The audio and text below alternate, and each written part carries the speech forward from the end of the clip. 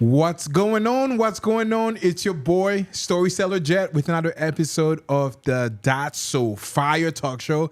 And today I have somebody very special to me in the show.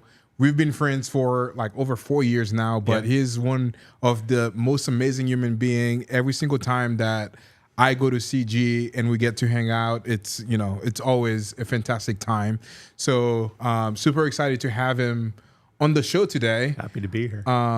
Actually, you came here before, like prior to the hurricane time, and we had a really deep conversation that lasted 4 or 5 hours. And we did. But super excited to have you on the show and being here. So we're gonna start by doing a quick introduction of who you are, Noah, and we'll delve into your entrepreneurial journey and now transitioning to what you are doing with Bateman Collective.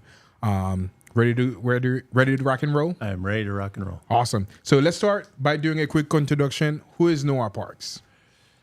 More than anything, I'm a father.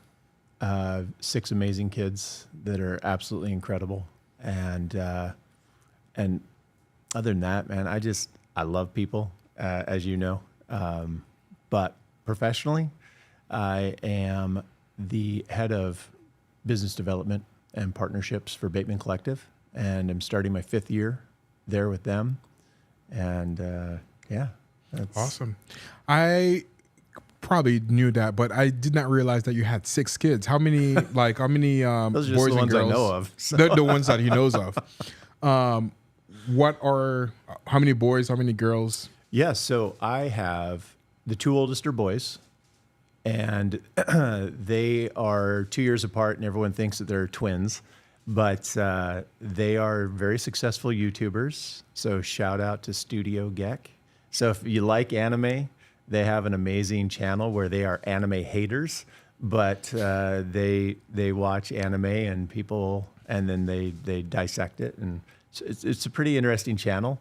It's a little outside of my thing. I don't get it a whole lot, but I'm proud of them nevertheless. And then I have 4 daughters. So my oldest daughter is 23, and she's studying interior design. And then my next daughter is 19, and her goal is to go to law school and be general counsel for a company because she knows what she wants to do in life. She wants to be a wife and a mom, and she wants to be able to be at home. And so that's her goal. Last I knew, right? At 19, things change, but with her, she's pretty steady.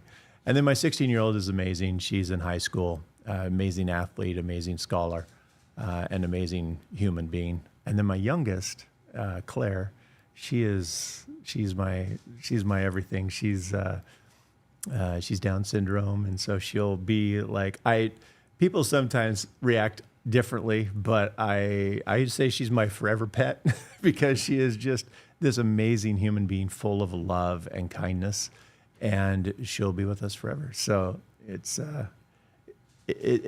sounds like a lot of kids, but in the end, it's just a lot of blessings. Yeah. So I have 3 girls. So as a father of 3 young girls, what advice would you give to people that have, what parenting advice would you give that has worked for you the best?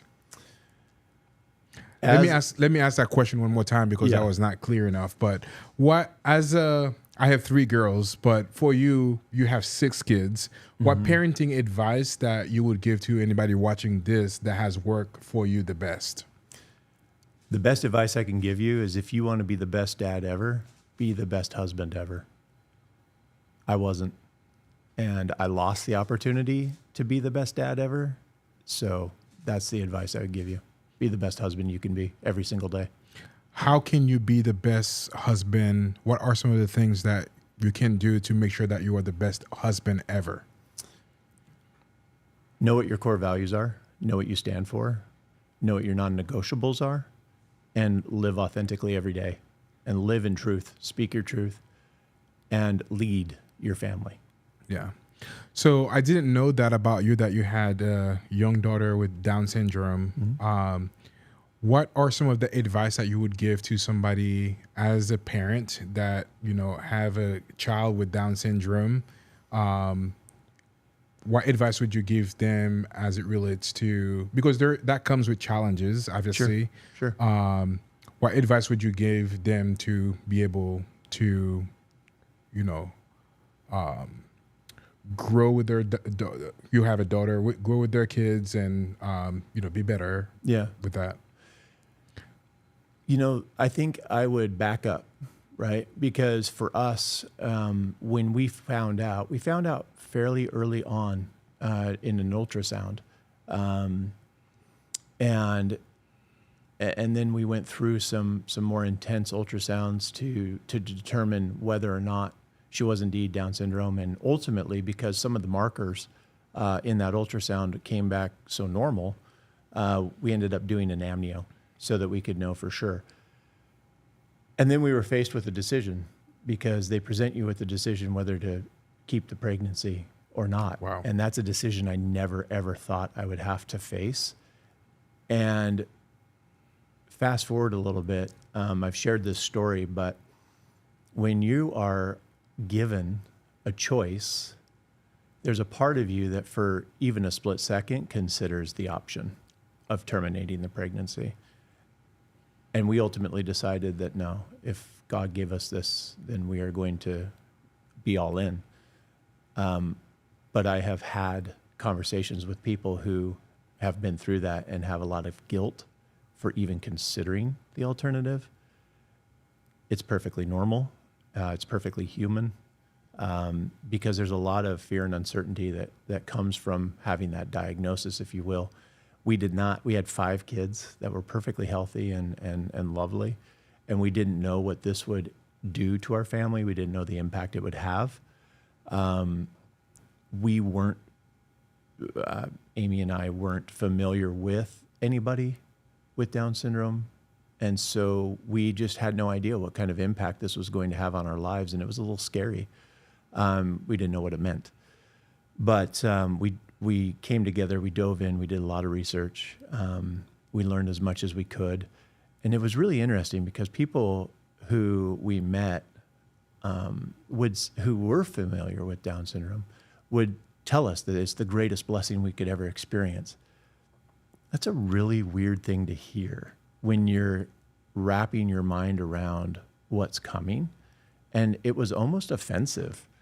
But it is the greatest blessing that's ever come into our life. You brought me on here to get me emotional. That's the plan of the show.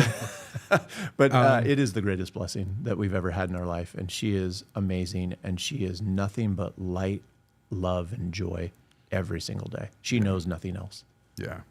For anybody that may just got that diagnosis, or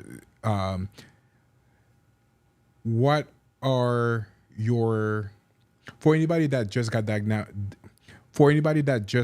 that diagnosis and are wondering about the life living with a Down syndrome kid, what would you tell them?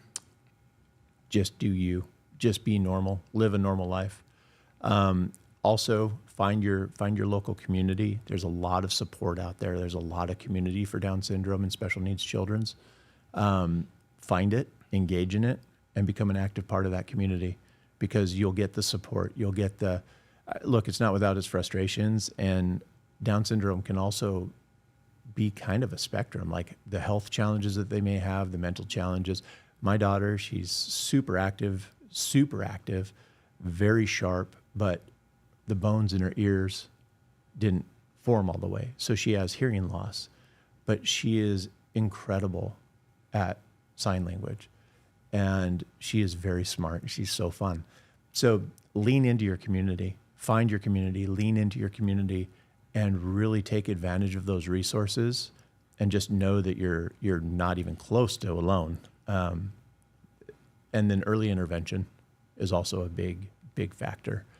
Get those communities into your home.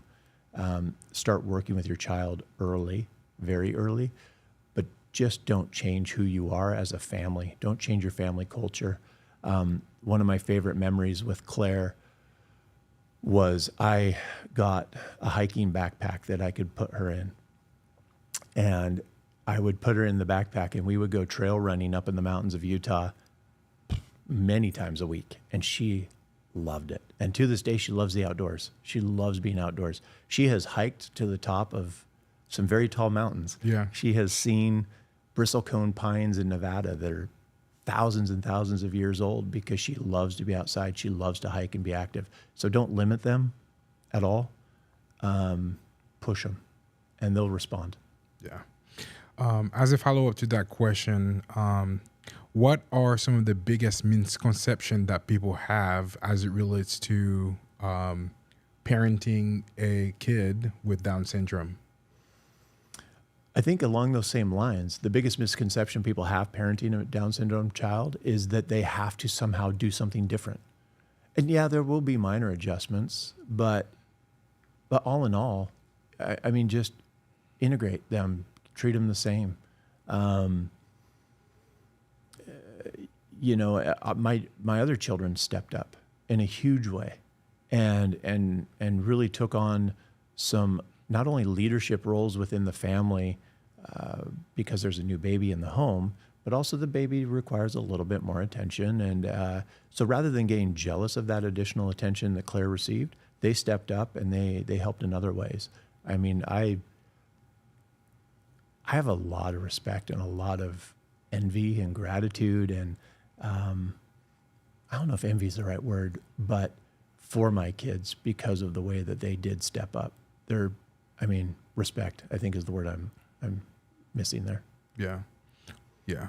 Man, thank you for sharing with all of that, because I think that's very important. And I'm glad that you even mentioned that. So that way, I know a lot of people, when they get that news, that might be a total shock and also life-changing decision for them. So I'm glad that you shared your expertise from that by guiding, some of the people that might be dealing with that right now. Yeah. For me, my very first child, she's 6 years old right now. I got that same notice from the doctors saying, hey, you might consider doing those additional tests because we think that she might have, Down syndrome. But when we go through that test and doing all of that, that was not the case. But I remember going through that that journey of kind of finding out and taking, doing all the tests and doing all of that. So I'm really glad this show is about kind of sharing those types of moments, the journey, the things that, that has shaped you to where you are and, where you're going. So I'm glad that we were able to share a little bit of that. And my goal for the show, if one person can be impacted by the whole show, I call that a huge success. And I think that could potentially be something great that impacts some people. So thank you for sharing. Of course. Awesome. So now let's do a quick transition to talk about your business journey. So can you share a little bit about your entrepreneurial journey? And I know that it goes back to, for you, it goes back to where you were going through med school and starting a business on accident. So let's chat a little bit about that. So how did your entrepreneurial journey get started and where did that lead you? Technically, it started when I was a little kid. My dad was an entrepreneur, owned a business, and that spirit rubbed off on me. I think my first business, I was 6 or 7 years old, and I wanted to open a private investigation. Interesting. I can see it. Yeah. I set up a little card table in my bedroom, made myself a little sign, and I sat there at my desk, and my dad was my first client. And he came in and he hired me to find a hide key that he had hidden and couldn't find. And really didn't think I would either, but I ended up finding it for him.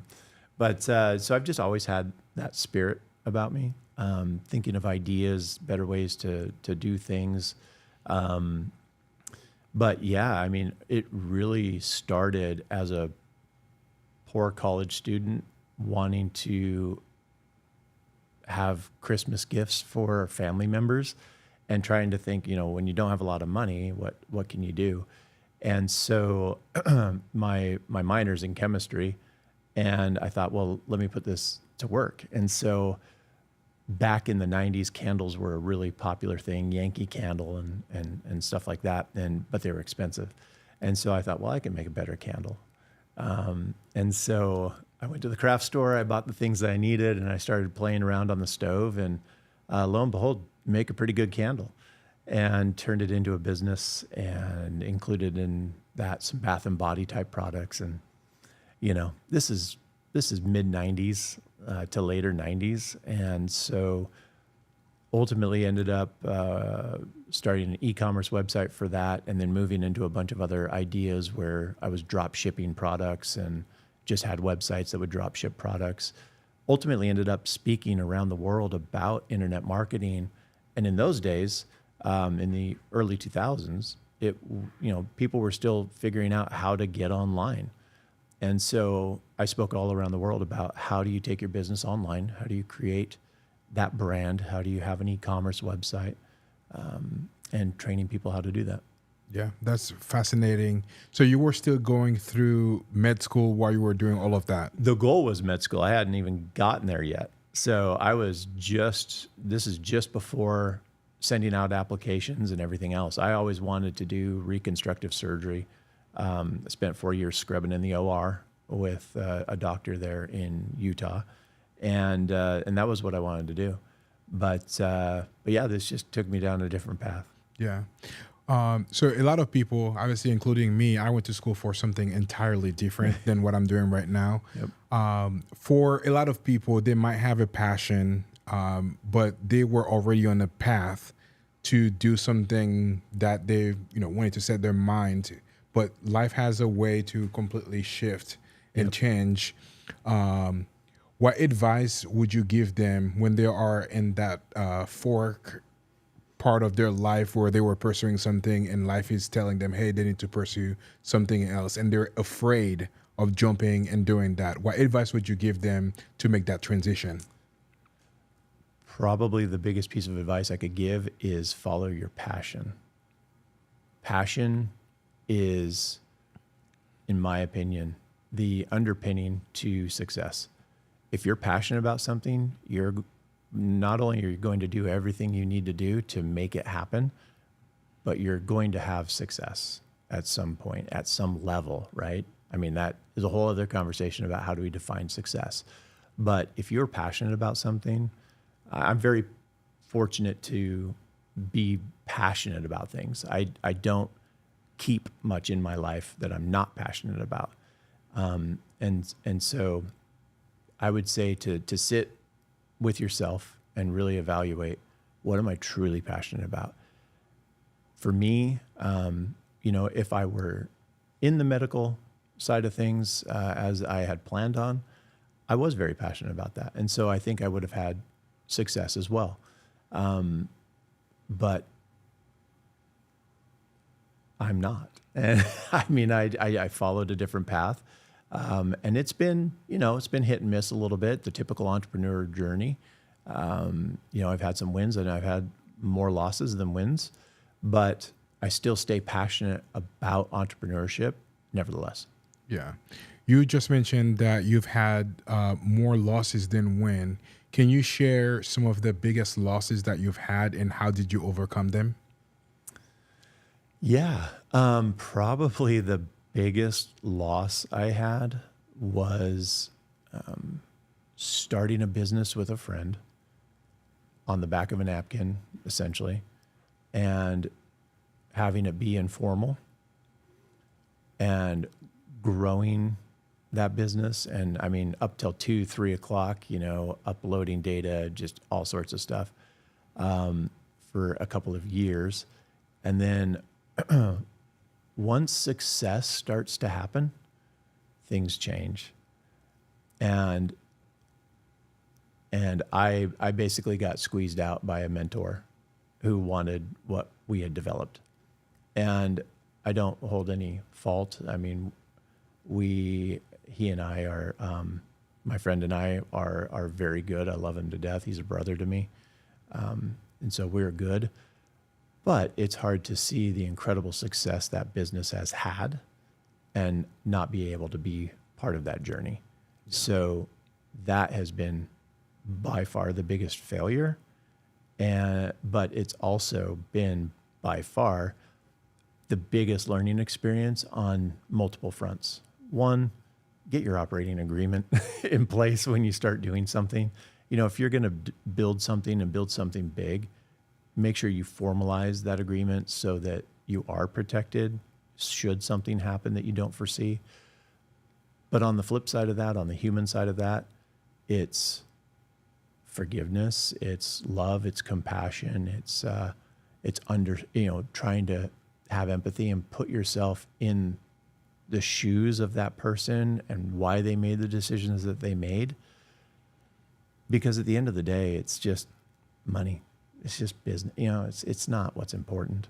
You know, when the shit hits the fan, can I say that? That's probably the least important thing in your life. You know, the most important thing are the relationships that you have. And I would rather have a relationship with him and have a best friend than a business. Yeah. I'm going to ask you that question again because I think, you know, a lot of people are focusing on that specifically. And I want to hear your biggest advice on that and kind of, you know, sharing your experience with that as well. So a lot of people, they focus a lot on money. This is all they focusing on. Like they starting the business and that's their primary goal.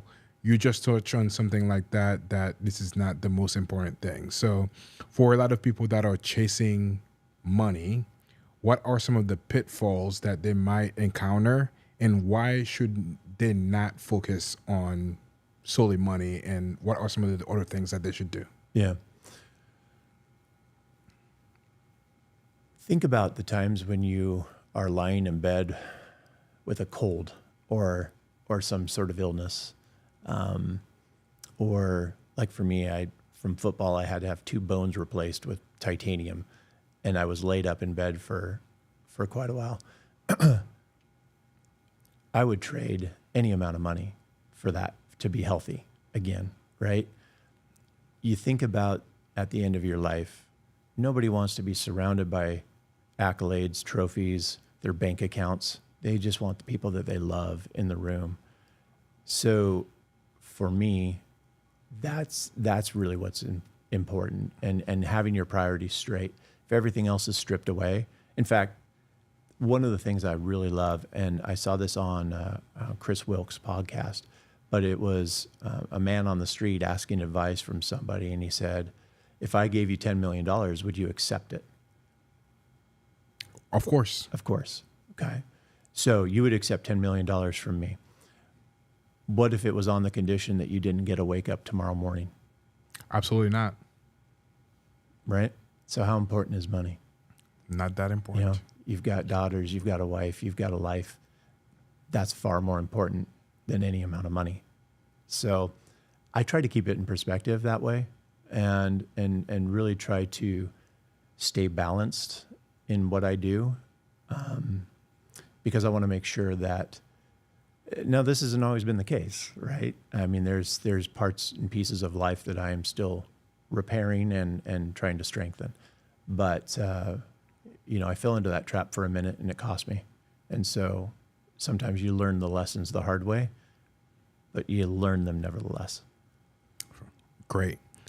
Now, let's transition into talking a little bit about Bateman Collective. How did you get started, you know, working with them? And then we'll talk a little bit about the journey of some of the really cool things that you're working on right now as well. So okay, yeah. As far as that goes, I was with a high-end leather company during COVID, and you know, during COVID, it kind of tells you what you need to know. Yeah. But we didn't get a couple of lines of funding renewed, and so you know, as a member of the executive team, I got let go from that.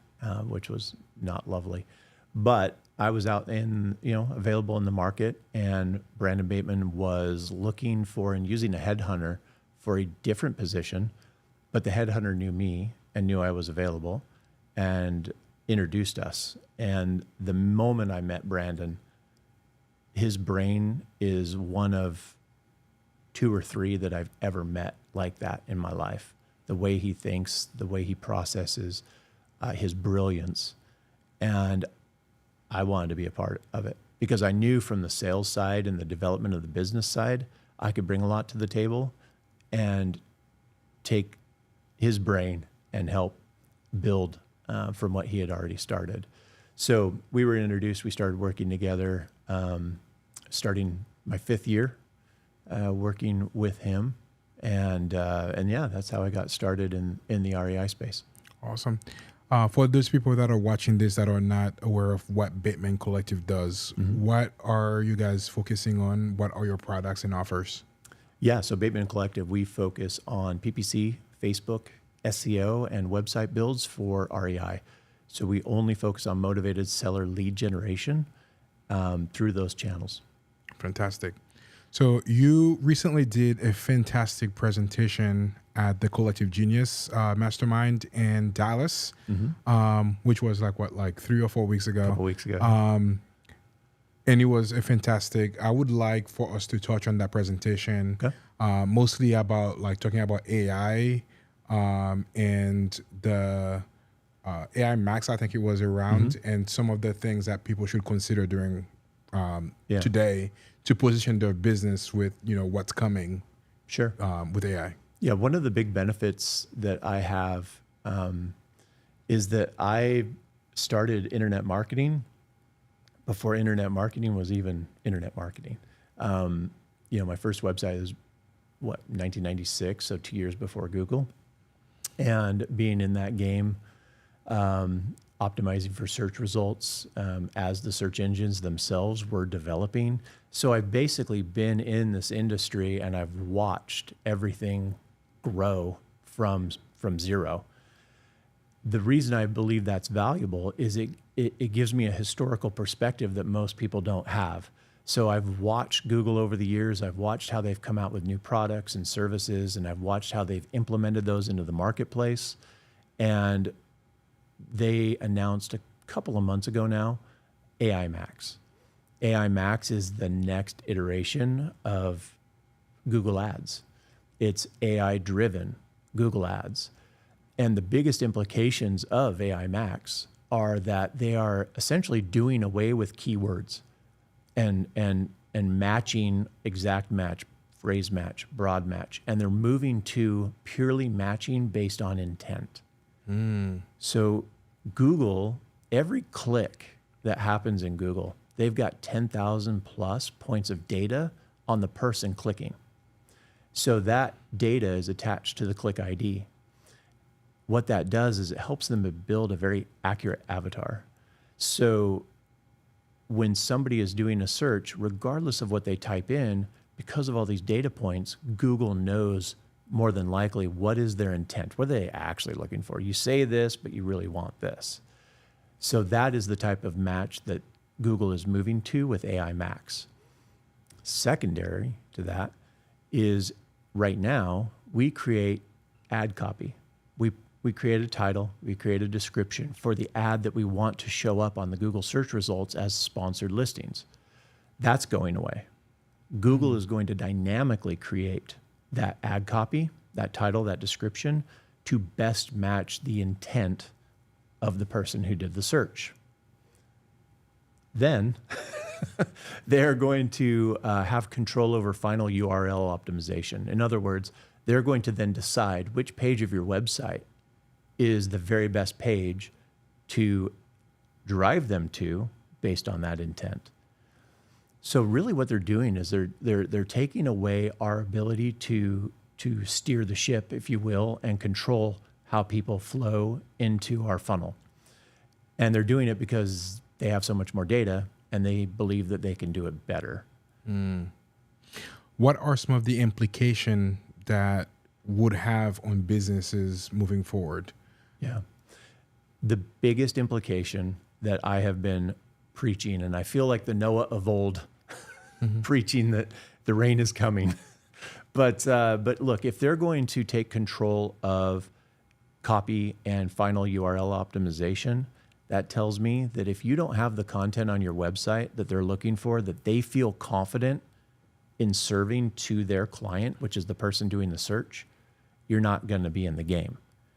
And so now that means SEO, right? Having phenomenal content on your website, but having it optimized for the search engines, having technical SEO in place, your site speed, your user experience, all those types of metrics, making sure that your website has conversion rate optimization or CRO.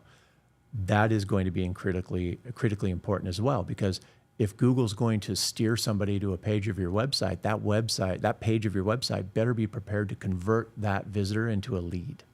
And if it's not optimized for conversion rate, that may lead to a bad user experience, which is a negative ranking signal with Google.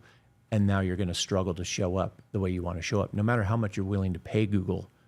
So remember, at the end of the day, this is a multi-billion-dollar business for Google, and it only works if the person doing the search finds what they're looking for.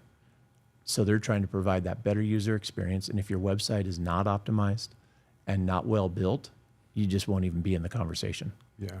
What is the biggest mistake or biggest thing that somebody should work on today to prepare themselves with the growth of AI or with the changes happening with, AI Max and other AI platforms? Along the same lines, it is, look, I mean, in our industry, I love the industry to death, but we have some certain personality traits, and one of which is chasing shiny objects and not having a lot of patience for things to work. We want everything to work yesterday, and that's fine. That's what makes this a great industry and the people in it amazing. But if optimizing our website and having a good website is going to be critical to the future of digital marketing and digital lead generation, then we need to provide focus and resources on that. So according to our data, so we have an industry benchmark report that we do where we survey investors and we find out at a very granular level, what are they doing? And only about 3% of our industry is focusing on search engine optimization, Google Business Profile, any of those types of things. So what does that say? Well, if people are exclusively focused on pay-per-click, we're targeting the same, SEO is targeting the exact same audience as pay-per-click, but just not in those 4 results at the top. And so some of the lowest hanging fruit in our industry is SEO and Google Business Profile. The ancillary benefit to that is by placing time and resources and budget into optimizing there, you're preparing yourself for the future of what's coming down Google's pipe. Yeah.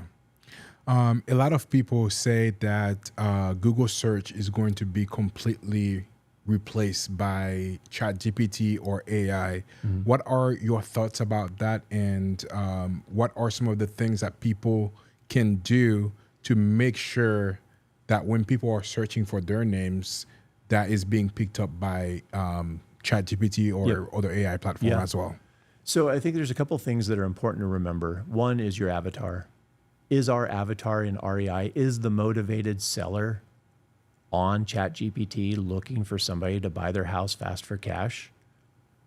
That could be debated. But as a general rule, it's probably going to be a smaller number than people who are using the platforms for other things to search for.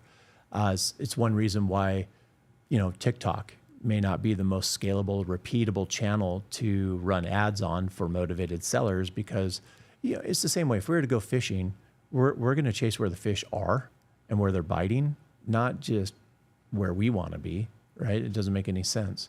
And so understanding that first and foremost. But secondly, it's how does Gemini, how does Grok, how does ChatGPT, how do they get the results that they put in there anyway? So do a search, right? Ask ChatGPT for something. Go to the bottom and click on the sources, and it will show you all of the sources that it used to generate the result.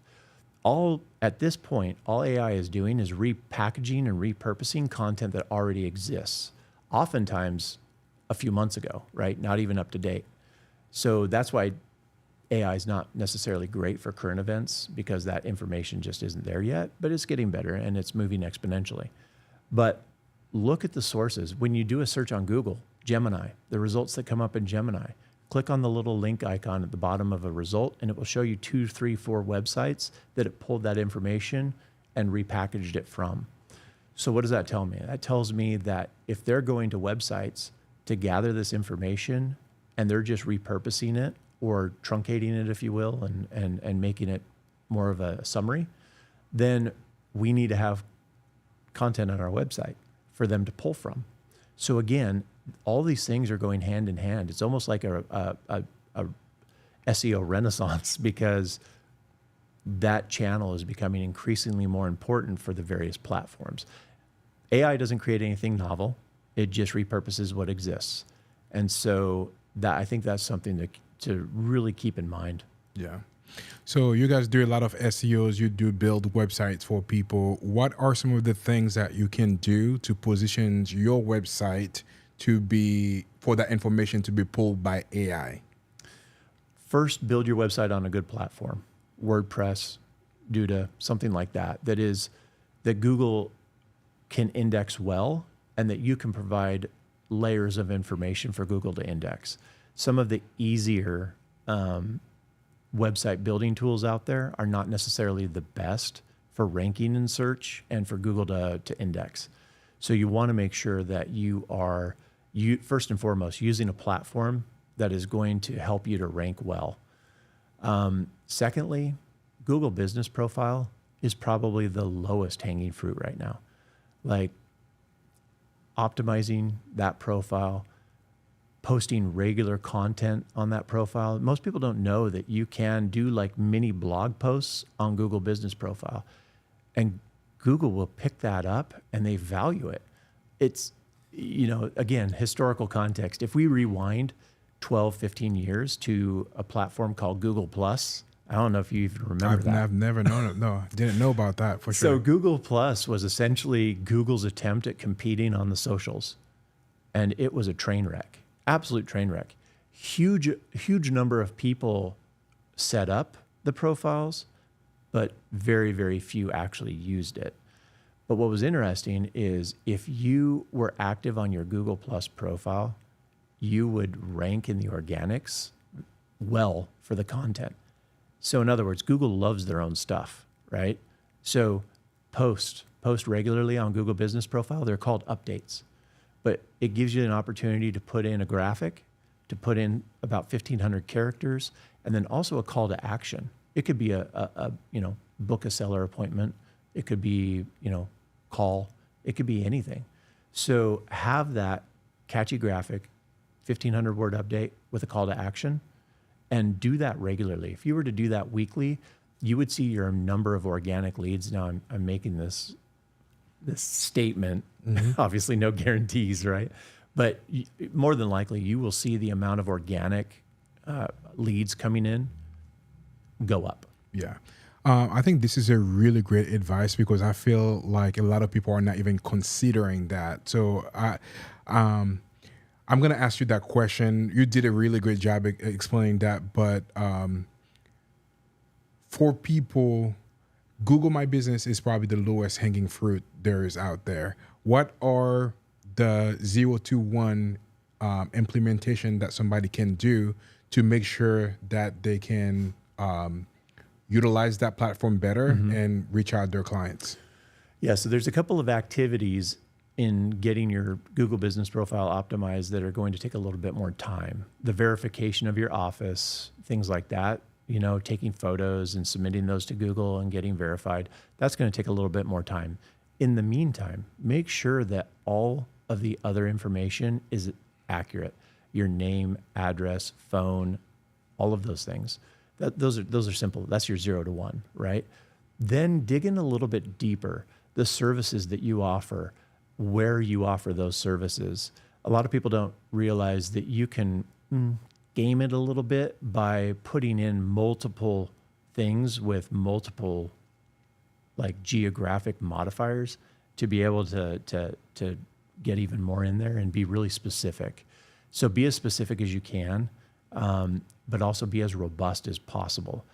Those are all things that Google's looking for. Because again, remember, at the end of the day, just like when we go do a search, Google wants to make sure that we're able to find the most useful information, the most authoritative information, the most trustworthy information. Focus on Google reviews. Don't let a single transaction close without asking for a review. And the closing table is often a title is often the best time to ask for that, right? It's when they're high, they just got to check.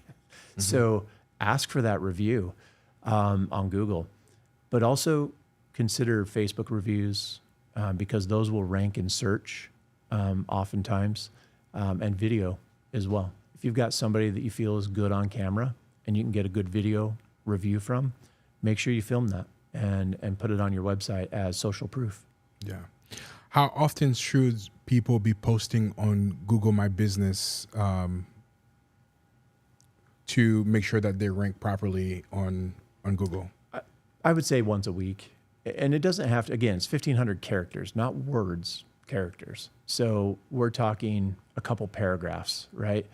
Take a topic that maybe sellers have been bringing up, or state of the market, anything really, but just make it using the EAT acronym, right? Make sure that you have experience and authority and trustworthiness and all of that in all the content that you post.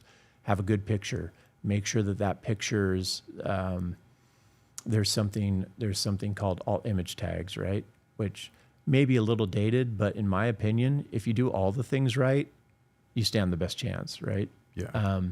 But make sure that the picture is named something that is in alignment with the type of searches you would want to show up in, right? If that makes sense. So Yeah, totally makes sense. yeah. Yeah, a lot of really small little things that people are not even thinking about, that by doing just those little tweaks increases your chances by tenfold to be able to like rank better on Google. Like for me, for example, I need to focus more on getting reviews from people, and I need to I set or Google my business profile and probably haven't touched it for 2-3 years, which is a big mistake in my opinion from what you just described. But also very common, right? This is why this is the lowest hanging fruit, because that's what most people do. They set it and forget it. But the people who are active there, those are the ones, again, put yourself in Google's shoes. They have customers, people doing searches. How would you as Google want to treat them, right? Do you want to show them a profile of somebody who hasn't touched it in 3 years, or do you want to show them a profile of somebody who is regularly updating with poignant content? Yeah. And so it is a hack. I mean, absolutely do it. And post photos, right? Post photos of people that you've helped. Post photos of your office. All of these things are that social proof that engender trust in your business. Yeah. What do you think is the biggest myth with AI and PPC? Ooh. Wow, that I don't know. I think, I don't know. Sorry. It's all good. Let me think on that. Maybe we'll circle back to it later on. Yeah. So we talk a lot about content optimization. How would you suggest that people, as they're creating content, how should they optimize that to make sure that they play well in preparation for the future? Yeah, that's a very good question. Neil Patel, who's probably one of the smartest marketers in the world, he released some information on using AI to generate content versus humans. And AI generated content can be accomplished in a fraction of the time that it takes a human. But the interesting thing is, how does that rank compared to human generated content? And long story short, human content generates more quality traffic over time than AI generated content. Interesting. But when we then look at, well, yeah, but I'm getting something for a fraction of the effort versus more for more effort. How do we actually normalize that and look at the actual comparison? And so in the end, human-generated content outperforms AI-generated content by a margin, right? It's not huge, but how can we then utilize these tools that are coming out to make humans more effective and more efficient? AI is phenomenal for keyword research, finding what's topically relevant in the marketplace, for creating wireframes of your content that you want to generate, all of those types of things, and then have that human touch, right? Because again, it's humans that create novel content, not AI. So having that human touch come through and then flesh out that article, that's the best approach in my opinion. Using AI for everything up to the actual final content. Awesome. What are some of the biggest myths? Like when people are creating their content or like creating their PPC campaign that they're not even thinking about as it relates to AI? Yeah, as it relates to AI. Well, I think a lot of people do just shortcut and use AI to generate content, and then they literally copy and paste it. And oftentimes what I've seen is things will work in the short term, but they will not benefit you in the long term. And where we are moving into more of a content optimization and organic type scenario, where even that's going to start playing in the paid space, that's a very short, narrow-minded strategy. Like, just spend a little bit more time, hire somebody to create really, really good content. And keep in mind that there's different types of content as well. Like a website on each page is going to have content that's a little bit more static, right?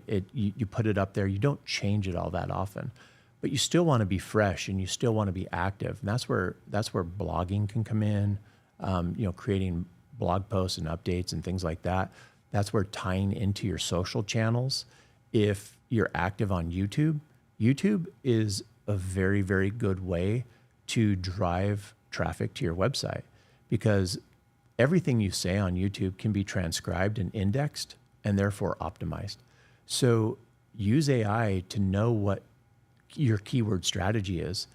Help it even maybe write a script for YouTube or Instagram or going live, and just have that in the back of your head. Not that you need to be scripted, but have in the back of your head, for this piece of content, what do I really want to be relevant to? And try to work those words in a natural way. So I think the lines between all these channels are going to start blurring. So making sure that we are using best practices across channels, that we are interlinking those channels, because as Google comes through and crawls your website, they're going to follow each of those links. And so sending them over to your YouTube to then index and understand the content there, linking back from YouTube to your website, all these things are just best practices.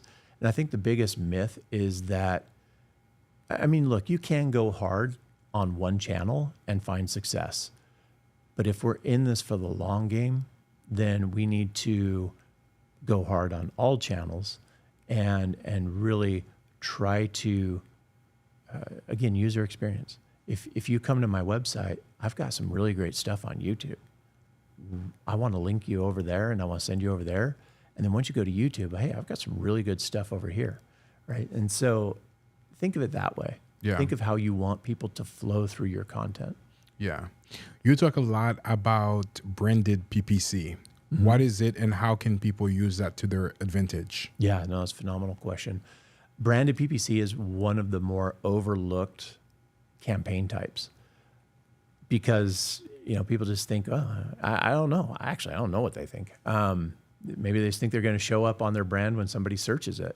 But if I'm running TV or I'm running radio or I'm running direct mail and my brand is out there, I want to make sure that I have the easiest possible way to show up when they Google me. So there's an interesting book. I say book, but it's about 45-page PDF put out by the COO of Google. This is probably 12 years ago. But it was when things were really starting to shift, right? From in marketing, what we call the first moment of truth, which is that first moment somebody engages your brand, maybe at a grocery store shelf or something like that, to the zero moment of truth. Before I even go to the grocery store, I'm Googling what I want to find when I go to the grocery store. Does that make sense? Yeah. And so ZMOT is what this book is called. It's a great read. It's a quick read, and it's incredibly informative. But it gives you that mindset of what your ideal customer is doing. So if I send a piece of branded mail to somebody and I've got messaging on there that I've developed and I've split test. And then the first thing somebody's going to do, almost always, they have their phone sitting on their lap or maybe a tablet. Same with TV. If I'm watching TV and I get an ad, or I'm listening to the radio and I hear an ad, the first thing I'm going to do is I'm going to Google your brand. Now, the problem is people don't always remember your brand the right way. And in our industry, I mean, when I first stepped into this industry, and every cash home buyer's brand name, it's like they all put 10 words in a hat and picked 4. It's like they're all the same, just reorganized. Yep. And so it can be very difficult for somebody to remember your exact name. But if they get it close and you have a branded PPC campaign, chances are you're going to show up. And so we want to make sure that that you're doing that. I mean, if there's another large investor in your marketplace and they're not running branded PPC, you can run PPC and you can basically show up for their brand, right? So when somebody searches, you're showing up on your competitor's brand. There's nothing illegitimate about that. It just is what it is. And if you're not doing it, you're going to lose that market share. So maybe your direct mail is underperforming, but you're not running branded PPC. Well, that's because people did a search for your brand, found your competitor, and went to them. Yeah. I mean, potentially, right? So it's incredibly important to just own your piece of real estate digitally, just like you're trying to do in the market. Yeah. So what is the 0 to 1 for somebody that is interested in launching a branded PPC campaign? Branded PPC campaigns are probably the easiest type of campaign to set up, because you're really just telling Google, hey, when somebody searches my brand name or iterations of my brand name, I want to show up. They're inexpensive. Like your monthly ad spend for something like that is in the hundreds of dollars, just simply because it's less competitive. Not as many people are bidding on your name as you are going to bid. So yeah, the 0 to 1 is literally just go into Google and set it up. It's hard to screw that up, right? It's not nearly as robust as a regular motivated seller lead gen campaign. Awesome. What are some of the secrets that you would share for people that wants to invest in PPC? What are some of the secrets of things that they may not be thinking about and that could help them get the biggest bang for their bucks? Yeah. So the biggest secret to launching a successful PPC campaign in REI, number one, most people underfund their campaign. They spend, just using a random number, but they spend $4,000 a month on ad spend when they should be spending $8,000. And what happens with an underfunded campaign is you're just not getting into as many auctions, if you will, as you should be with a higher budget. And so the net effect of that is it starts to feel like your campaign isn't working. And in our industry, most business owners get frustrated with that and just shut it down. Or they're making too many tweaks and changes and not allowing those tweaks and changes to really settle in and provide data. So underfunding campaigns is a big issue. One of the approaches that we take, subtle plug, but one of the approaches that we take is, what is your desired outcome? Let's look at what you really want this channel to produce, whether it's lead volume for your acquisitions, whether it's revenue, whatever it may be. And let's reverse engineer budget based on what you want the outcome to be, because it is somewhat formulaic, right? And so we'll do that. And oftentimes when we arrive at a budget, some people are like, oh man, that's way higher than I thought. And then it's just a matter of re-examining the goals and resetting expectations on the outcome for a budget that you can afford, knowing that after a month or 2 or 3, we can reevaluate that. We can run some projections on diminishing returns and what do different budgets look like now that we have your data. And then we can start to scale from that point forward.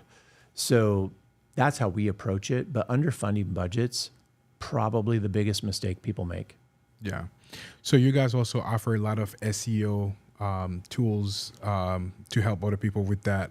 For somebody that is not thinking about SEO, what is the number one advice that you would give them as it relates to growing their SEO? Yeah, I always liken SEO to the tree that you should have planted 20 years ago because you want to enjoy the shade of it now, right? If we want to enjoy the shade of a tree, planting it today does no good. So because there's an inherent lag in SEO, the sooner you set it up, the sooner you start to reap the rewards. I often tell people to set expectations pretty conservatively, but don't expect much for 6 months. If you have a $2,000 budget, which is a fairly average market budget for SEO, if you have a $2,000 budget, you're going to spend 12, 15 grand before you should really expect much. And some people have a hard time with that. But at the end of the day, it only takes one deal to pop and you've broken even. 2 deals pop and now you're in the, you're positive. So my biggest advice there is start now, because every day that passes is one less day. You're going to get leads and you're going to get ROI. Statistically over time, it's the highest ROI channel that we see. Interesting. It just takes time. Yeah, that's awesome. What does Bateman Collective do that is totally different from the competitors that you have in the market? Great question. So one of the things that Bateman Collective does that's different is it's really our data-driven approach. When we manage campaigns, we meet together every single month, account manager and the team of our client meet together every single month and do a full, complete funnel analysis. So we have a 15-step funnel analysis that we do that is compared to benchmark data. We have hundreds of millions of dollars worth of benchmark data. So we know at every step of the funnel, what should those metrics look like? What are those conversion rates from step to step to step? And then we have client data, and we can compare that to the benchmark. It helps us to quickly and easily identify where things are falling short in your funnel, what needs to be improved. And so we're essentially helping our clients with their full business, because we know, hey, look, if your opportunity to contract ratio is low, you've got a sales problem. And then we like to then shout out our partners who can help them. If they've got a sales problem, I'm going to introduce them to Steve Trang at Disruptors, and I'm going to say, hey, let's get this fixed, right? That makes us stickier. That makes our service better and more robust, because we're able to provide value beyond what we even do. But without having that insight, we're not able to do that. So one of the biggest things I would recommend to anybody working with us, at least, is make sure that you have those regular meetings and make sure that you give us feedback on each and every lead, because we can take that information, we can report it back to Google, we can help train the algorithm to get better outcomes. Yeah. What is your favorite client success story?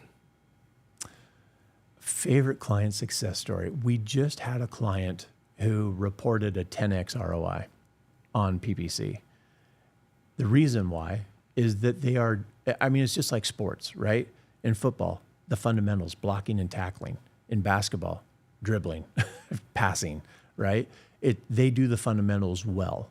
When a lead comes in, they're on it almost immediately. That's one of the metrics that we preach, and everybody should know this by now, but speed to lead is incredibly important, and every minute that lead sits, your close rate drops exponentially. You wait 10, 15, 20 minutes, your chance of closing that lead is almost zero. And so I would challenge every business owner, submit a lead, see how fast your team is actually responding. Chances are you're going to be shocked. You'll be shocked at how long it takes them. So set that up as a metric, set that up as a KPI, measure it, report on it, and hold them accountable to it, because that is your first interaction with the seller. And it's also one of the leading predictors of success with that deal. So forgot the original question, but I think you inserted perfectly, and this is exactly how I wanted you to insert it, because that provides so much value to the people watching it. But the question was, what is your biggest success story? Success story. Yeah. So this client, they're doing all of those things right. They also have more ways to monetize a lead than most. So their exit strategies are very robust. So it's very rare that a lead comes across that they're not able to monetize. And that, I believe, is, what's contributing to their success. Yeah. As a follow-up to that question, what are your advice if somebody wanted to 10x their business? what are some of the biggest marketing levers that they can pull to make sure that they reach that goal?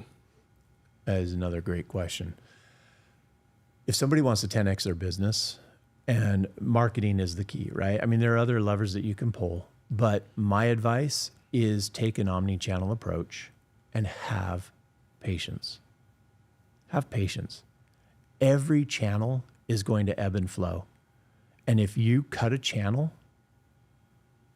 it's going to come back. we see it, right? We've seen it with PPC, with direct mail. I mean, when the market shifts, everything shifts, right? In PPC or SEO, what that typically looks like is when sellers settle and they're not being active, they're not searching. So search volume comes down. So now we have the same number of people fighting for a smaller pie.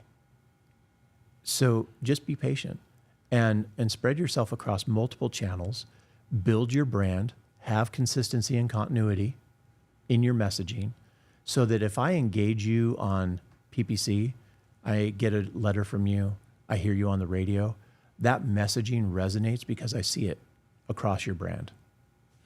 What does consistency and continuity means as it relates to SEO/PPC?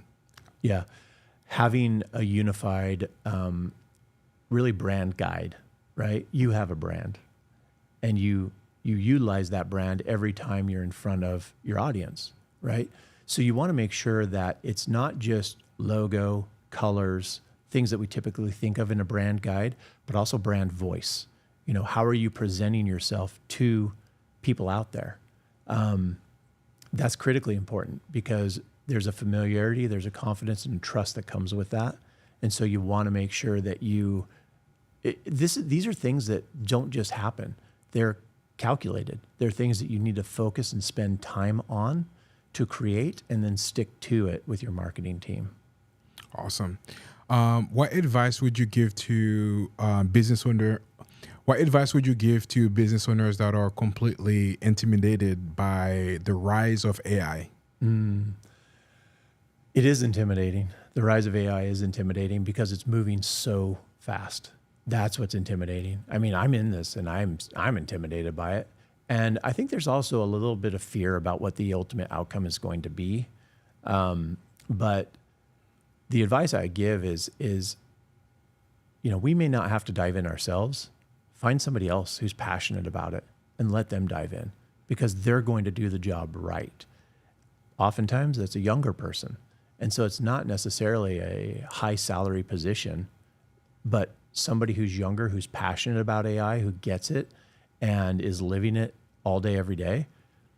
I mean, that's what you want because it is moving that fast. They have the energy, they have the bandwidth, they have the capacity to stay on top of those changes and to advise you on how to move your business within the changes that are coming. Love it. As we are nearing the end of the talk show, that was very informative.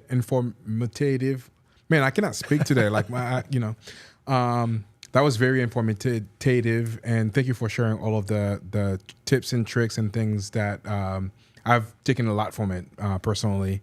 But I know there are some other really great things that you've been working on personally. Can you share a little bit about some of these things and how they have transformed your day-to-day life? Are you talking about the ponytail? Is that what you're talking about? The ponytail, yeah. You're talking about the hair turning into a hippie? Yeah. So so my journey, you're talking plant medicine. Yeah. Yeah. My journey there began watching my mom struggle with dementia and ultimately pass of dementia, but also watching the impact that had on my father, who was her primary caregiver, and my sisters. I have two angel sisters who, you're going to get me. Dang you. Two of my sisters who are also there to support my dad. But that took such a toll on the people I love. And my dad, who is, old school, stoic, never, I don't think in my whole life I saw him break down emotionally ever. But one day when I was up there and my mom was it wasn't my mom, but you know what I mean? It wasn't her, but my mom was being particularly mean to him that day. And he asked me if I'd walk out to the back to the workshop with him. And we got about 10 feet out the back door, and he just broke. And I've never seen my dad get emotional like that and sob like a child, really. He was just broken. It broke his spirit. So fast forward, it created a real emphasis on I never want to be in that position. I just don't. So what can I do for my brain health? And that's what led me down this path. And so my focus has really been on utilizing psilocybin for brain health. It's been shown that every dose of psilocybin, whether it's a macro dose or a micro dose, creates new neural pathways in the brain. It's something they can see and measure. And so for me, utilizing that on the micro scale on a regular basis, I follow Paul Stamets and do what's called Stamets stacking. So it's 4 days a week, microdose of psilocybin, and coupled with lion's mane, mushroom, and niacin. So psilocybin creates new neural pathways in the brain. Lion's mane helps to myelinate, if you will, the nerves for better conductivity, and niacin supports both of those actions. And so 4 days on, 3 days off, this is just my hack for brain health. And I also, because of its mechanisms, I also tend to correlate microdose days with days where I need to be very present, or I'm learning, I'm engaging. I want to really absorb and integrate what's going on in my life. So take masterminds for an example. I always make sure that those are days where I am on a microdose day, because I want to open myself up to what I'm about to receive and what I'm about to learn. So it's been very important, and I feel like it's, I know for a fact it's been incredibly impactful. So it's also given me an opportunity. So little fun fact about me, I am a ordained minister in a church called the Divine Assembly, which is out of Utah. It is nicknamed the Mushroom Church, but psilocybin is the sacrament, and therefore under religious, practices and freedoms, I'm able to utilize that. But I've been able to talk to people who are struggling with PTSD, anxiety, depression, a lot of different things, and really provide them education on how this may be helpful to them, and then allow them to decide if it's something that they want to pursue. It's been very fulfilling and rewarding in that way. Yeah. I have 2 follow-up questions for that. The very first Only one 2? is only 2. There's more, but we are close to the end of the talk show, so I don't want to go too long today. But the very first one is, what are some of the misconceptions that people have about plant medicine? That it's drugs. I mean, now this is a rabbit hole we can go down, maybe some conspiracy theory, but if you own pharmaceuticals and you make money off pharmaceuticals, then why would something that grows out of the earth not be demonized, right? Because you want to protect your business model. And I get it, right? But at the same time, oftentimes people think of psilocybin as drugs just to get high. And that's possible, but at the same time, one of the most amazing facts about mushrooms is that the lethal dose of mushrooms, of psilocybin-containing mushrooms, is 42 pounds. 42 pounds of mushrooms is what you would have to ingest to be lethal to 50% of the people who took it. It's, in my opinion, it's nature's way of connecting you with your higher self and even the divine. And the common misconception is that it's drugs, that it's only to get high, and it's not. It's medicine. It's medicine that I believe was put on this earth to enable us to reach our highest state of self. Yeah. The second question is, what is a mushroom church, and how is that connected to like can you share with me a little bit more about the Mushroom Church and how is that like, connected to the divination, or is that a word? Like, does that make sense? I think I understand what you're asking. Yeah. I want to ask it better though, but I don't know how to ask it better. Well, let's just chat and maybe you'll be able to refine what you're getting at. Yeah. Let's just talk. What is the Mushroom Church? Well, I mean, because in varying doses, psilocybin can create,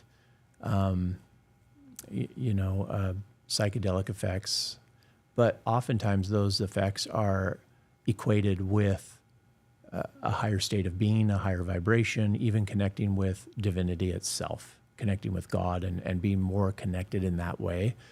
And so because it's been demonized and treated as a drug in the United States, even though there are tremendous benefits that have been proven in studies, by having that as your sacrament, your deeply held belief that this is the way in which I connect to God, that is protected. It's protected as religious freedom and expression, and so that's where the Divine Assembly comes in. It's not a church that has buildings. It's not a church that has a congregation necessarily that meets together every Sunday. There are meetups and there are some other elements to it, but they're far less organized and left to the individual worshiper, if you will. So can you walk me through like how one of those meetings take place and what happens during those meetings? Frankly, I always, to use the term worship, I always worship on my own. But there are various meetups around the country where people will get together and oftentimes set an intention, if you will, partake of the mushrooms. The sacrament is how it's viewed, and have shared experiences. But the thing is if you're doing it just recreationally, you're not going to get the real benefit. You have to have intention. You have to sit in stillness. You have to think about what you experienced and the messages that you received, and then integrate those into your daily life. Otherwise, you're just messing around, and there's really, in my opinion, there's no purpose. Yeah. So for me, it's very purpose driven. Yeah. That was fantastic. I feel like we could have like a whole episode about that specifically, but want to wrap up the show as one question I typically ask people: what is your parting advice to anybody about content optimization, since that was our major topic today, or about AI? So what is your parting advice about content optimization or marketing or sales? As far as content optimization, it's just get started. I mean, use the amazing tools that we have at our disposal to help formulate your thoughts, organize your thoughts, and create structure to your thoughts.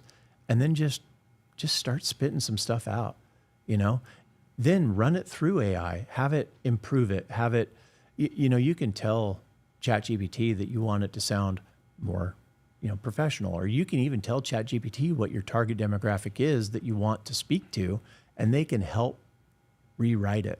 So just start. I mean, that's really the 0 to 1. And then as you do, it'll become easier every single time you create content.